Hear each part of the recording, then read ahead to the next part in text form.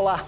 Depois de séculos de civilização com enormes avanços em todas as áreas da ciência, o homem ainda não descobriu como se livrar de uma das suas piores criações, a miséria humana. Milhões de pessoas em todo o mundo sofrem com o peso das desigualdades e da falta de oportunidades de estudo, trabalho ou de superação de doenças. Diante destas situações, muitos procuram ajudar das mais diversas maneiras, seja como voluntários ou doadores. Também existem aqueles que tentam contribuir e não sabem como. As ações solidárias destinadas a aliviar o sofrimento humano ou criar perspectivas de crescimento pessoal são o tema desta edição do Matéria de Capa. Fique com a gente. Um dos problemas que atingem a região periférica de uma grande cidade é a ausência de equipamentos do Estado. Para suprir essa deficiência, um jovem de 19 anos pediu que a mãe emprestasse o quartinho de passar roupas no fundo da casa simples. Nascia a Orpas. Chácara Santana, Jardim São Luís, Zona Sul de São Paulo. Uma região que já foi considerada uma das mais violentas da cidade. Em 2004, um jovem resolveu abrir as portas da própria casa para receber os outros jovens da região. Criou uma ONG chamada Orpas, que hoje tem essa cara. Está presente até na Argentina. Obras recreativas, profissionais, artísticas e sociais. O nome ousado tem o tamanho da disposição do Daniel, que hoje deixou o trabalho no mundo financeiro e se dedica totalmente ao projeto. Eu me considero um sobrevivente aqui na comunidade. Vi muitas pessoas da minha família morrerem, muitos amigos morrerem dentro desse contexto. E aí, bom, um pouco que questionado, provocado por essa realidade, a gente chegou na conclusão que não daria para esperar alguém vir aqui e ser os nossos salvadores. No antigo quartinho de passar roupa da mãe do Daniel, agora reformado, hoje está a sala de informática com 10 computadores doados. A ordem aqui é aproveitar cada centavo e cada centímetro. O imóvel aqui tem 3 pavimentos. Aqui embaixo é informática e aí em cima funciona a sala de robótica, que atende 40 alunos divididos em turmas de 5. Se você programar ele, o quanto mais alto você falar, ele vai andar mais rápido. Esse daqui também é o sensor ultrassônico. Ele também serve para uma das programações dele, que é reagir à distância. Você aprende outras coisas também? Sim. O que, por exemplo? Movimento retilíneo uniformemente variado. Movimento o quê? Movimento retilíneo uniformemente variado. Meu Deus, o que é isso? É quando um corpo sofre aceleração constante. Exemplo, ele vai daqui, você programa o robô daqui até aqui. Nesse trajeto, ele vai aumentando a velocidade. E também tem um movimento retilíneo uniforme, que é quando ele termina o trajeto na mesma velocidade que ele começou. Você está em que série? Eu estou na 4ª série. Sabia que isso é assunto de matéria de colegial? O pessoal vai saber isso só no ensino médio? Não. Mas dá para aprender? Dá para aprender, é só se esforçar.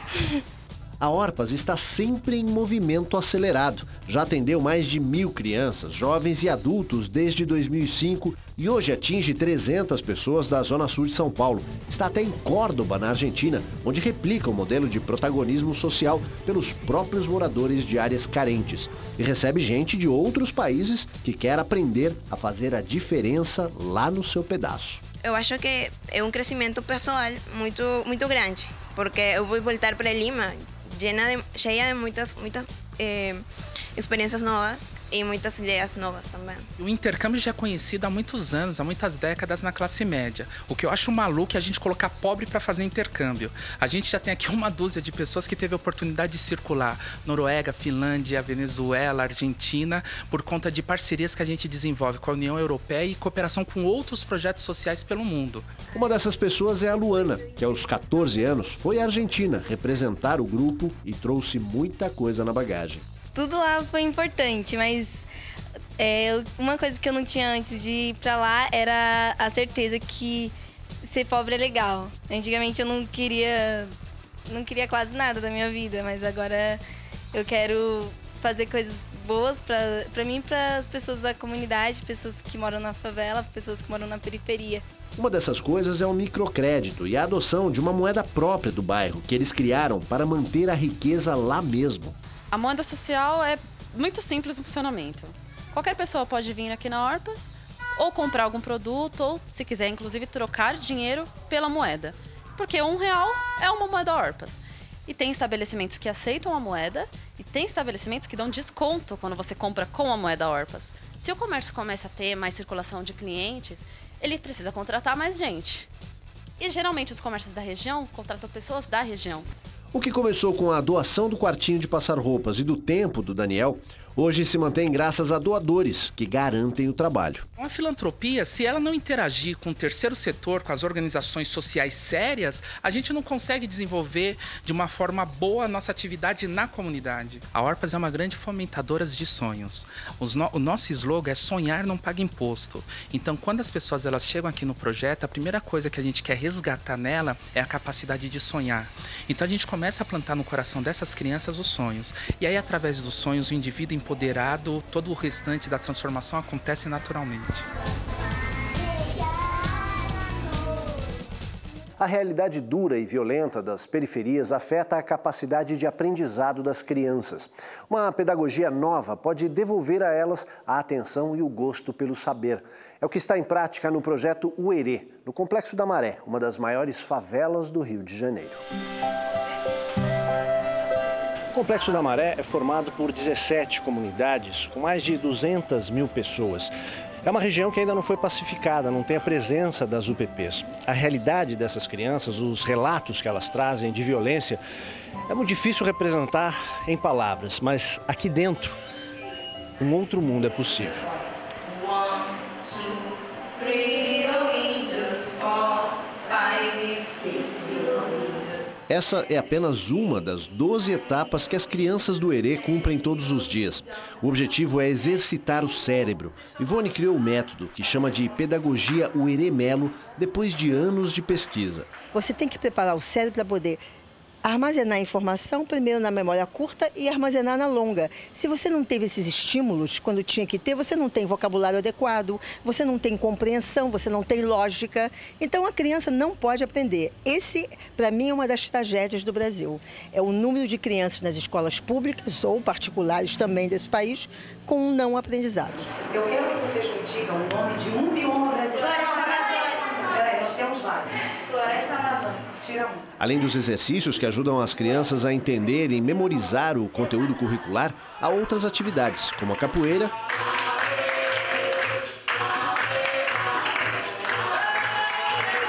o coral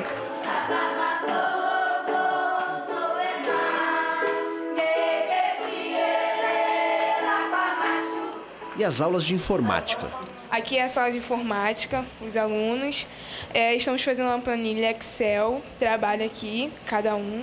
Bota aqui para ver.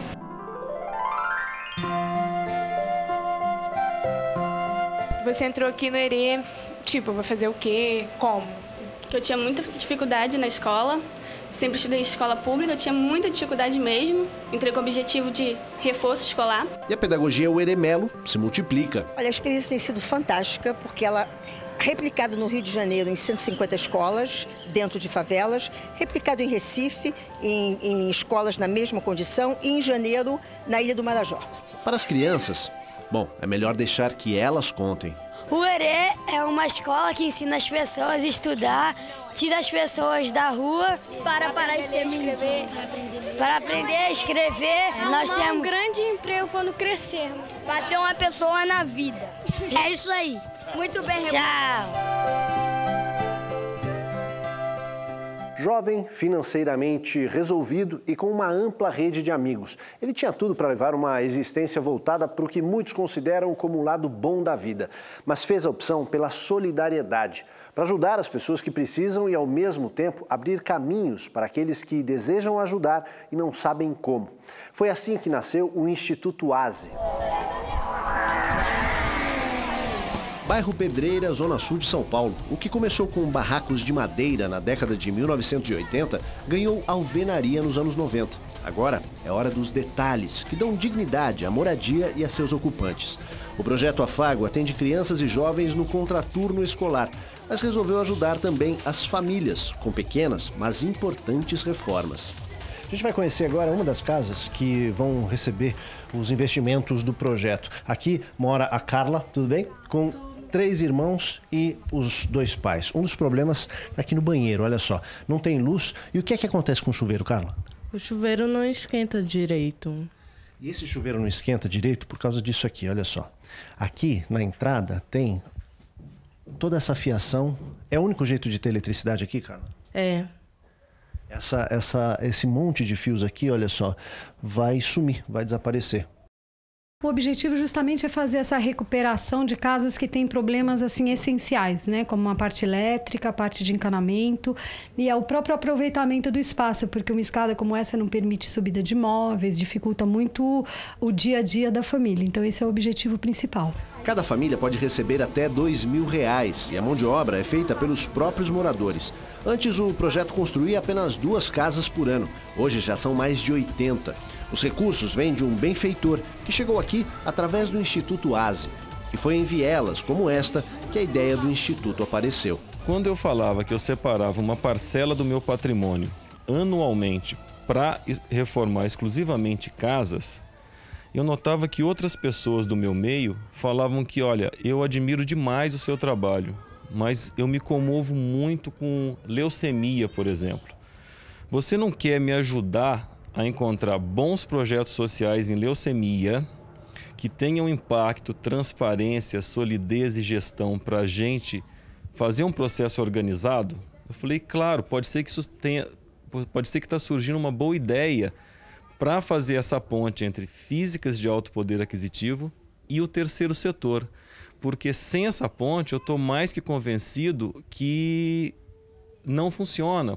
Nessa casa o trabalho já está pronto. Ela é uma das beneficiadas aqui no bairro de Pedreira pelo projeto Afago. A reforma aqui consistiu na recuperação do piso, a pintura das paredes e também um trabalho na área interna da casa. Jéssica, como é que era essa casa antes dessa última reforma? Ela não era nada rebocada, não tinha os tetos, a pintura não era feita, não tinha o piso que hoje tem. Era bem judiada mesmo. Como é que é viver numa casa como ela está hoje?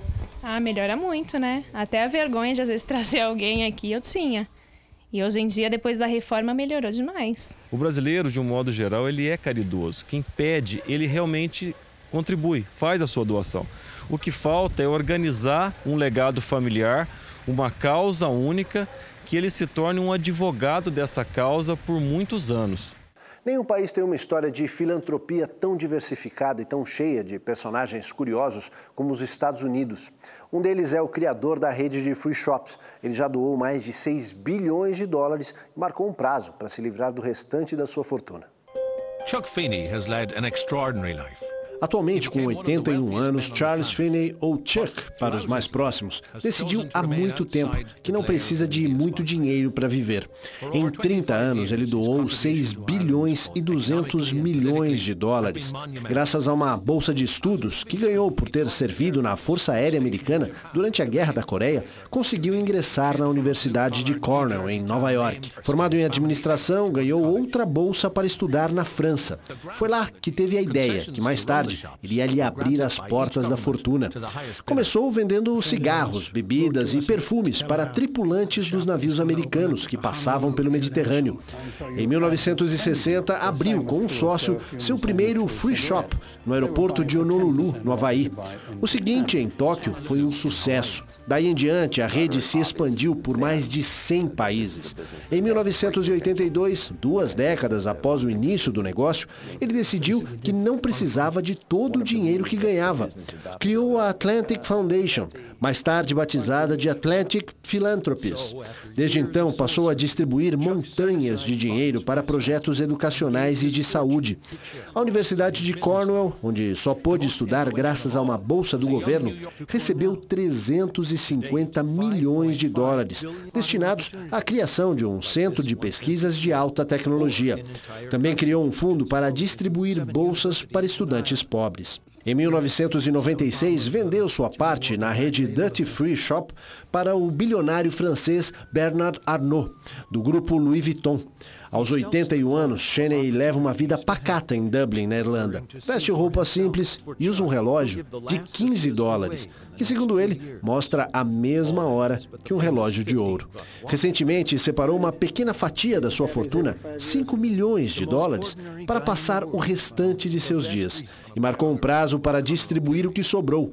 $1 bilhão e 300 milhões serão doados nos próximos 4 anos. Cheney casou-se 2 vezes e teve 5 filhos. Caroline, a mais jovem, que poderia ter herdado parte da fortuna, não reclama do pai. Ela diz que fica feliz ao ver como ele se sente realizado cada vez que um de seus projetos educacionais ou de saúde se tornam realidade. Veja a seguir o homem que não teve acesso aos livros quando criança e mandou construir 3.000 bibliotecas ao ficar rico. E mais, o ator de Hollywood que criou uma empresa só para distribuir os lucros aos pobres. A gente volta já. Não é de hoje que os americanos muito ricos resolvem distribuir sua fortuna a uma certa altura da vida. Um deles chegou a ser considerado o homem mais rico de todos os tempos. Andrew Carnegie, ex-rei do aço, escreveu um livro chamado O Evangelho da Riqueza, onde defendia a tese de que é preciso doar enquanto se está vivo. Nascido na Escócia, Andrew Carnegie chegou ainda menino aos Estados Unidos antes da metade do século XIX. Começou a trabalhar aos 6 anos, primeiro numa tecelagem e mais tarde numa ferrovia, onde exerceu inúmeras funções até montar uma fábrica de poltronas para trens. Em seguida, começou a produzir trilhos e, em pouco tempo, passou para a siderurgia, tornando-se o rei do aço nos Estados Unidos. Ao vender sua empresa por $480 milhões para o também bilionário JP Morgan em 1901, Carnegie foi apontado como o homem mais rico do mundo. Naquela época, ele era conhecido por vários motivos. Por explorar os empregados, pagando salários baixos e exigindo longas jornadas de trabalho, e pelos projetos de filantropia. Também bancou a construção do Carnegie Hall, a mais famosa casa de espetáculos dos Estados Unidos, inaugurado em 1891. Em 1911, aos 76 anos, Carnegie resolveu distribuir a maior parte da sua fortuna para hospitais, universidades, bolsas de estudo e para financiar a construção de 3.000 bibliotecas. Separou uma parcela para viver o restante de seus dias e, seguindo o princípio de giving while living, ou seja, doe enquanto estiver vivo, distribuiu $350 milhões. Carnegie viveu mais 8 anos e morreu em 1919. O ator Paul Newman é outro que integra a galeria de personagens no universo da filantropia nos Estados Unidos. Ele criou uma empresa de produtos alimentícios com a finalidade exclusiva de doar os rendimentos. Durante décadas, Paul Newman encantou as plateias do mundo inteiro com inúmeros filmes, mas a vida fútil de Hollywood nunca o atraiu. Em 1982, o ator fundou a empresa Newman's Own, que fabrica e vende produtos alimentícios. Todo o lucro é destinado a organizações beneficentes e também a projetos de defesa do meio ambiente. Em 3 décadas, já foram doados mais de $300 milhões. Embora Newman tenha falecido em 2008, a empresa continua funcionando e distribuindo os lucros. O bilionário Warren Buffett, aquele que apoia a proposta do presidente Barack Obama para aumentar os impostos para os super ricos como ele, é outro que se inclui na lista dos grandes doadores para projetos beneficentes nos Estados Unidos. Dono de uma fortuna de mais de $50 bilhões, Buffett já avisou a seus herdeiros que vai deixar a maior parte do seu dinheiro para projetos beneficentes. Para o empresário Horácio Laferpiva, parceiro do Instituto ASE, que mostramos antes, a filantropia é um dado cultural em outros países. Você percebe que foi uma cultura que foi se formando ao longo de muitos e muitos séculos, não é? E que hoje está implementada. O que nós estamos tentando fazer no Brasil é exatamente isso, aproveitando esse momento de mudança do padrão, inclusive de renda do brasileiro, né? Uma ascensão de uma classe C que praticamente não existia no país, para criar já uma cultura de filantropia que possa ajudar no futuro a nós termos muito mais pessoas, muito mais soldados nesse exército. São inúmeros os projetos voltados para a ação social existentes no país. Como é impossível falar de todos, vamos resumir de forma bem rápida alguns deles. O trabalho da Pastoral da Criança para a melhoria da qualidade de vida das crianças e suas famílias é reconhecido como um dos projetos de melhor resultado em todo o mundo. Criada em 1983 no Brasil, a Pastoral ampliou sua área de atuação para outros 19 países, mobilizando mais de 200 mil voluntários. O projeto traz ações educativas, preventivas de saúde, nutrição e cidadania, focalizadas na capacitação das famílias para os cuidados com a criança. A fundadora do projeto, doutora Zilda Arns, morreu no terremoto que devastou o Haiti em janeiro de 2010.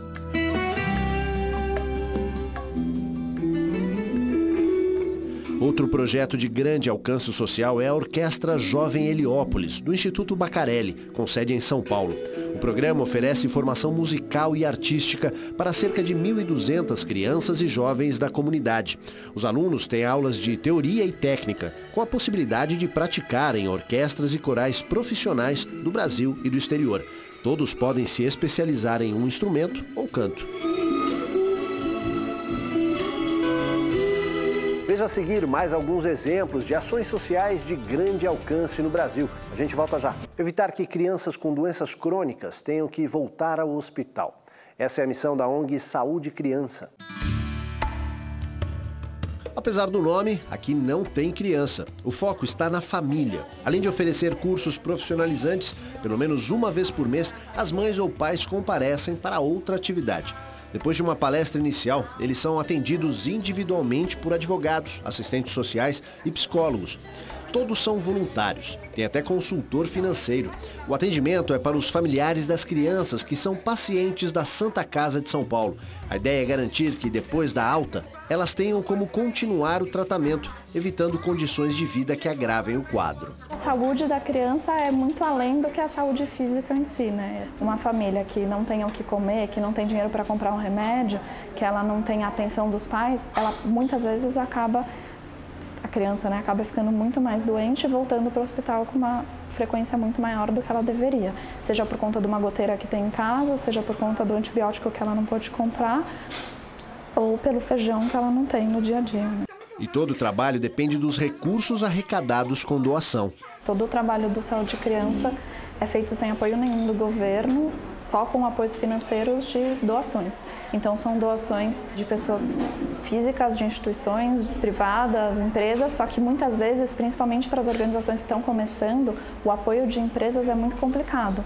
Principalmente para organizações que não são da área de cultura e esporte, que o governo acaba financiando via Lei Rouanet, via outros incentivos. Então, organizações que acabaram de começar, elas precisam normalmente no mínimo 2 anos para buscar alguma doação maior de outras empresas. E no nosso caso, que São Paulo só tem 1 ano, a doação via filantropia é a principal forma de captação que a gente tem. A filha de 12 anos dessa mãe tinha um tipo de câncer nos ossos que afeta crianças e adolescentes. Ela se emociona ao lembrar o dia do diagnóstico. Ela tinha que idade? 11. Tinha 11. Ai, nossa, foi um choque. Porque...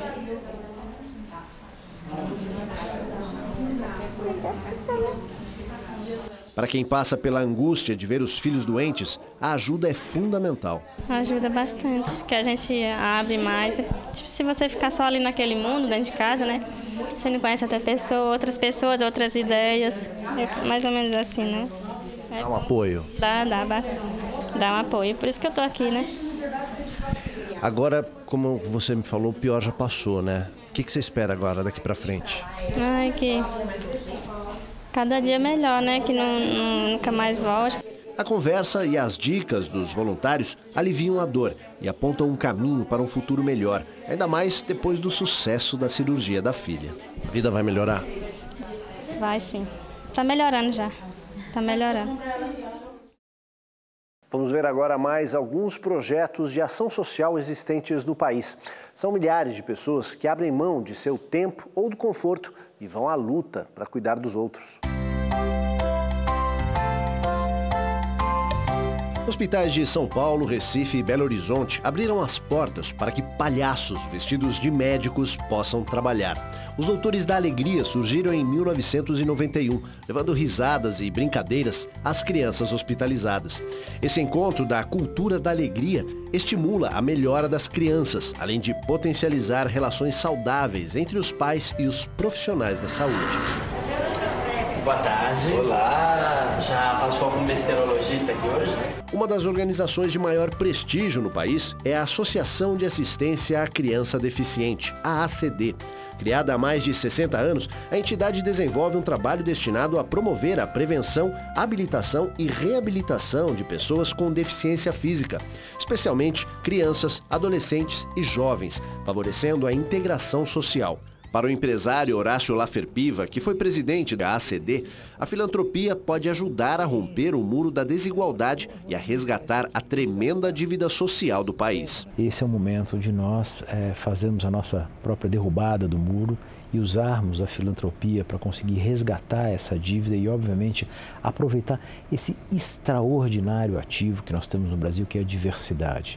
A diversidade que está totalmente espalhada, mas certamente muito colocada, inclusive do ponto de vista cultural, nessa turma que agora está ascendendo, não é? E que, através da filantropia, poderá ter oportunidades e fazer desse país algo extraordinariamente melhor. O Marcos Flávio, do Instituto ASE, diz que a filantropia é o começo da transformação. A filantropia, ela acende uma chama nas pessoas que doam e que recebem. Mas, na minha opinião, a transformação de vida, como você citou, e definitiva e de longo prazo, parte pela palavra cidadania, que é o ser habitante de um determinado local sendo agente da própria mudança que ele quer ver nele e na comunidade. No Índice de Desenvolvimento Humano da ONU, o IDH, que mede o padrão de vida das populações a partir de dados como saúde, educação e renda, o Brasil é o país de número 84, entre os 187 pesquisados. Esse índice esconde um dado cruel. Milhões de brasileiros vivem abaixo da linha da pobreza, ou seja, não conseguem garantir a própria subsistência. Entre eles figuram crianças, adolescentes, idosos, doentes e portadores de deficiência. Como os governos não conseguem atender a todas essas pessoas, só resta a elas o apoio das organizações de assistência. Neste programa mostramos apenas alguns exemplos, mas existem muitos outros, certamente algum bem perto de você ou fácil de acessar pela internet. Que tal dar uns cliques, agora mesmo, e arregaçar as mangas? Matéria de Capa fica por aqui, voltamos no próximo domingo às 7 da noite. Uma boa noite a todos e até lá!